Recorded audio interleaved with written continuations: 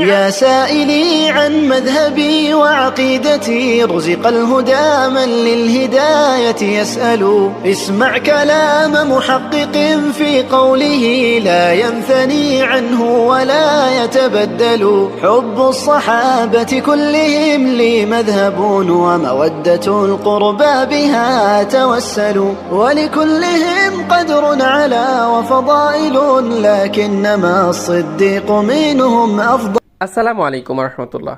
আলহামদুলিল্লাহ, ডক্টর খন্দকার আব্দুল্লাহ জাহাঙ্গীর স্যার রাহিমাহুল্লাহ প্রতিষ্ঠিত আস-সুন্নাহ ট্রাস্টের আল-ফিক ও আকীদা বিভাগের প্রথম পূর্ণমিলনী অনুষ্ঠিত হয়েছে। অনুষ্ঠানের সভাপতি হিসেবে দায়িত্ব পালন করেন আল-ফিক ও আকীদা বিভাগের মুশরিফ প্রফেসর ডক্টর আবু বকর মোহাম্মদ জাকারিয়া মজুমদার হাফিজাহুল্লাহ।